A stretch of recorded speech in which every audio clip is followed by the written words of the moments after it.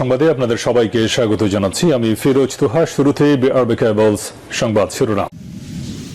জোরালো হচ্ছে নিষিদ্ধের দাবি, আওয়ামী লীগের নিবন্ধন ও বাতিলের দাবি, কফিন মিছিল। উপদেষ্টা পদ থেকে পদত্যাগ করছেন নাহিদ ইসলাম। অচিরেই শেখ হাসিনা গ্রেপ্তার হবেন এবং বাংলাদেশে পুশিন হবেন। দ্রুতই সংস্কারের ঐক্যমত্য তৈরি হয়ে জাতীয় নির্বাচন অনুষ্ঠিত হবে, জানালেন মির্জা ফখরুল। জাতীয় নির্বাচনের আগে স্থানীয় নির্বাচন চাই না, জানালেন ব্যারিস্টার আন্দোলিব রহমান পার্থ। ডিসি সম্মেলন শুরু আজ, উদ্বোধন করবেন প্রধান উপদেষ্টা। জোরালো হচ্ছে নিষিদ্ধের দাবি, আওয়ামী লীগের নিবন্ধন ও বাতিলের দাবি, কফিন মিছিল। আওয়ামী লীগ নিষিদ্ধের দাবি ক্রমে জোরালো হচ্ছে। দলটি নিষিদ্ধে বর্তমানে জোরালো দাবি তুলেছেন জাতীয় নাগরিক কমিটি ও বৈষম্য বিরোধী ছাত্র আন্দোলনের নেতারা। একই সুর গণ অধিকার পরিষদ ও হেফাজতে ইসলামের মুখেও কেউ কেউ নিবন্ধন বাতিলের দাবিও করছেন। দলটির নিষিদ্ধের দাবিতে শুক্রবার ঢাকাসহ সারা দেশে পৃথক কর্মসূচি পালন করা হয়েছে। গতকাল জাতীয় প্রেস ক্লাবের জহুর হোসেন চৌধুরী হলে জাতীয় নাগরিক কমিটির উদ্যোগে এক আলোচনা সভায় সংগঠনের আহ্বায়ক নাসির উদ্দিন পাটোয়ারি বলেন, আমরা যদি আওয়ামী লীগের নিবন্ধন বাতিলে এই নির্বাচনের আগে সচেষ্ট না হই তাহলে জনগণের সামনে গভীর সংকট অপেক্ষা করছে। নিষিদ্ধ না করলে বাংলাদেশকে একটি গৃহযুদ্ধের দিকে ঠেলে দেওয়া হবে। ঢাবিতে কফিন মিছিলে ban ban Awami League slogan. শুক্রবার বাদজুমা ঢাকা বিশ্ববিদ্যালয়ের রাজু ভাস্কর এলাকায় যাত্রাবাড়িতে গুলিতে নিহত মোহাম্মদ হাসানের লাশ নিয়ে কফিন মিছিল বের হয়। দীর্ঘ 7 মাস পর তার লাশ শনাক্ত করা হয়েছে। ছাত্র জনতার মিছিলটি ক্যাম্পাস প্রদক্ষিণ করে ভিসি চত্বরে সংক্ষিপ্ত সমাবেশ করে। এ সময় তারা ব্যান ব্যান আওয়ামী লীগের আস্তানা ভেঙে দাও, গুড়িয়ে দাও ইত্যাদি স্লোগান দিতে থাকেন। এদিকে উপদেষ্টা পদ থেকে পদত্যাগ করছেন নাহিদ ইসলাম। চলতি মাসের শেষ দিকে নতুন রাজনৈতিক দল গঠন করতে যাচ্ছে ছাত্র জনতার গণ অভ্যুত্থানে গড়ে ওঠা প্ল্যাটফর্ম বৈষম্য বিরোধী ছাত্র আন্দোলন। আর এ দলের হাল ধরতে চলতি মাসে অন্তর্বর্তী সরকারের উপদেষ্টা পরিষদ থেকে পদত্যাগ করবেন নাহিদ ইসলাম। দেশের বেসরকারি একটি টেলিভিশনকে দেওয়া সাক্ষাৎকারে তিনি এমনটি জানিয়েছেন। এ বিষয়ে উপদেষ্টা নাহিদ ইসলাম বলেন, আমরা যারা গণ অভ্যুত্থানে অংশগ্রহণ করেছিলাম মূলত ছাত্ররাই এটার নেতৃত্বে ছিল। ছাত্র এবং গণ অভ্যুত্থানের নেতৃত্বে একটা নতুন রাজনৈতিক দলের পরিকল্পনা বা আলোচনা রয়েছে। সেই দলে যদি আমি যেতে চাই তবে সরকার থেকে আমি পদত্যাগ করব।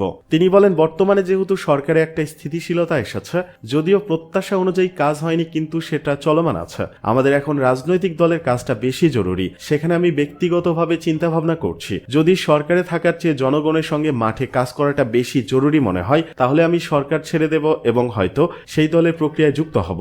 নাহিদ ইসলাম আরো বলেন, ঘোষণা হয়েছে যে এ মাসেই দল গঠন হবে। যদি তাই হয় তবে এ মাসেই সরকার ছেড়ে দলে অংশ নিব। তিনি বলেন, আর কয়েকদিনের মধ্যেই একটা চূড়ান্ত সিদ্ধান্ত সবাই পাবেন, আপনারা জানতে পারবেন। অচিরেই শেখ হাসিনা গ্রেপ্তার হবেন এবং বাংলাদেশে পুশিন হবেন। ভারতের এপিপি আনন্দের একটি সংবাদ শিরোনাম সামাজিক যোগাযোগ মাধ্যমে শেয়ার দিয়ে হাস্যরসাত্মক মন্তব্য করেছেন সাবেক সেনা কর্মকর্তা মোহাম্মদ মোস্তাফিজুর রহমান। শনিবার রাতে নিজের ভেরিফাইড ফেসবুক আইডিতে দেওয়া এক পোস্টে তিনি এই হাস্যরসাত্মক মন্তব্য করেন। সাবেকের লেফটেন্যান্ট কর্নেল ফেসবুক পোস্টে লিখেন, আলহামদুলিল্লাহ, আশা করছি অচিরেই শেখ হাসিনা অপারেশন পেহচানের আওতায় গ্রেপ্তার হবেন এবং বাংলাদেশে পুশিন হবেন। তারপর একটি হাসির ইমোজি দিয়েছেন। এবিপি আনন্দের সংবাদ শিরোনামটি ছিল, বাংলাদেশিদের গ্রেপ্তার করতে অপারেশন পেহচান, নয়ডা থেকে গ্রেপ্তার 10। প্রসঙ্গত ভারতের এবিপি আনন্দের প্রতিবেদনে উল্লেখ করা হয়েছে, অবৈধ অভিবাসীদের চিহ্নিত করতে এবং গ্রেপ্তার করতে অপারেশন পেহচান পরিচালিত হচ্ছে। এই অভিযানের অংশ হিসেবে নয়ডা থেকে 10 জন বাংলাদেশিকে গ্রেপ্তার করা হয়েছে। দ্রুতই সংস্কারের ঐক্যমত্য তৈরি হয়ে জাতীয় নির্বাচন অনুষ্ঠিত হবে, মন্তব্য মির্জা ফখরুলের। অন্তর্বর্তী সরকারের উপর প্রত্যাশা রেখে বিএনপি মহাসচিব মির্জা ফখরুল ইসলাম আলমগীর বলেছেন, খুব দ্রুত সংস্কারের ঐক্যমত্য তৈরি হবে। এটার ভিত্তিতে জাতীয় নির্বাচন অনুষ্ঠিত হবে। শনিবার বিকেলে জাতীয় ঐক্যমত্য কমিশনের ডাকে বৈঠকে বসে রাজনৈতিক দলগুলো প্রায় 4 ঘন্টা বৈঠক শেষে সাংবাদিকদের তিনি এসব কথা বলেন। বিকেল 3টায় বেইলি রোডের ফরেন সার্ভিস একাডেমিতে এই বৈঠক শুরু হয়। এটি কমিশনের প্রথম বৈঠক। মির্জা ফখরুল বলেন, প্রধান উপদেষ্টা রাজনৈতিক দলের সাথে প্রথম বৈঠক করেছিলেন, এবারেরটা দ্বিতীয়। এবারের সভায় তিনি সংস্কারের যে প্রয়োজনীয়তা সে বিষয়ে কথা বলেছেন। রাজনৈতিক দলগুলোর কাছে তিনি আহ্বান জানিয়েছেন। তিনি বলেছেন, সংস্কারের যে রিপোর্টগুলো সেগুলো নিয়ে রাজনৈতিক দলের সাথে আলাপ হবে এবং একটু ঐক্যমত্যের প্রচেষ্টা করা হবে। এটা নিয়ে আজকে প্রাথমিক আলোচনা এবং বিভিন্ন কথা বলেছেন। তিনি বলেন, আমরা পরিষ্কার করে বলেছি আগে জাতীয় সরকার নির্বাচন হতে হবে, তারপর স্থানীয় সরকার নির্বাচন। আজকের আলোচনা শুধু ইন্ট্রোডাকশন। আজকের বৈঠকটি একটি পরিচিতির ব্যাপার ছিল বলেন তিনি। বিএনপির প্রতিনিধি দলে মির্জা ফখরুল ছাড়াও ছিলেন দলের স্থায়ী কমিটির সদস্য ডক্টর আব্দুল মঈন খান, নজরুল ইসলাম খান, সালাউদ্দিন আহমেদ, মেজর অবসরপ্রাপ্ত হাফিজউদ্দিন আহমেদ। এদিকে জাতীয় নির্বাচনের আগে স্থানীয় নির্বাচন চাই না, মন্তব্য ব্যারিস্টার পার্থের।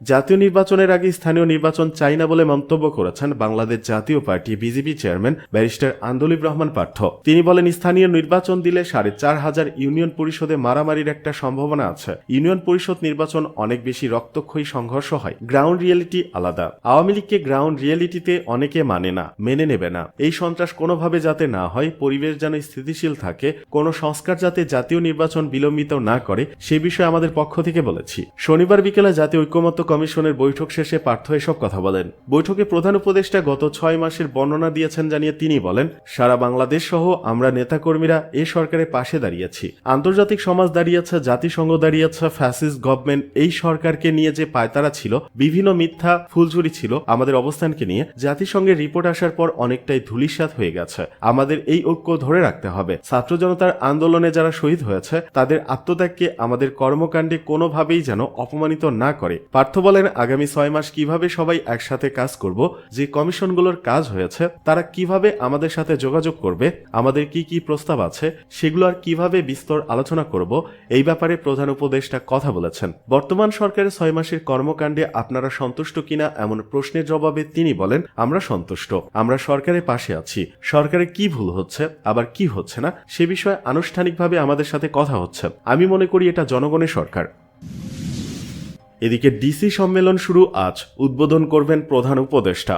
আজ রোববার থেকে শুরু হচ্ছে জেলা প্রশাসক সম্মেলন, ডিসি সম্মেলন। 3 দিনব্যাপী এ সম্মেলন শেষ হবে 18 ফেব্রুয়ারি সকাল 10:30টায়। প্রধান উপদেষ্টা ডক্টর মোহাম্মদ ইউনূস তার কার্যালয়ের শাপলা হলে সম্মেলনের উদ্বোধন করবেন। সেখানে প্রধান উপদেষ্টার সাথে ডিসিদের মুক্ত আলোচনা হবে। সন্ধ্যায় প্রধান উপদেষ্টার সাথে বাংলাদেশ অ্যাডমিনিস্ট্রেটিভ সার্ভিস অ্যাসোসিয়েশনের সভা অনুষ্ঠিত হবে। রাতে প্রধান উপদেষ্টার সাথে নৈশভোজে অংশ নেবেন ডিসি ও বিভাগীয় কমিশনাররা। মন্ত্রিপরিষদ সচিব ডক্টর শেখ আব্দুর রশিদ জানিয়েছেন, এবারের ডিসি সম্মেলনের প্রধান আলোচ্য বিষয়ের মধ্যে থাকবে আইন শৃঙ্খলা পরিস্থিতির উন্নয়ন। তিনি আরো জানান, এবারের সম্মেলনে মোট কার্য অধিবেশন হবে 30টি, আরো 4টি অধিবেশন হবে বিশেষ। এর মধ্যে রয়েছে উদ্বোধনী অনুষ্ঠান, প্রধান বিচারপতির সাথে সাক্ষাৎ, প্রধান উপদেষ্টার সাথে একটি মুক্ত আলোচনা এবং বাংলাদেশ অ্যাডমিনিস্ট্রেটিভ সার্ভিস অ্যাসোসিয়েশনের একটি সভা। এই 4টি বাদ দিয়ে বাকি 30টি হবে কর্ম অধিবেশন। মন্ত্রিপরিষদ সচিব বলেন, বিভাগীয় কমিশনার ও জেলা প্রশাসকদের কাছ থেকে 354টি প্রস্তাব তুলে ধরা হবে। এসব প্রস্তাবের মধ্যে জনসেবা, জনদুর্ভোগ, রাস্তাঘাট নির্মাণ, আইন কানুন ও বিধিমালা সংশোধন এবং জনস্বার্থের বিষয়গুলোকে অগ্রাধিকার দিয়ে আলোচনা হবে।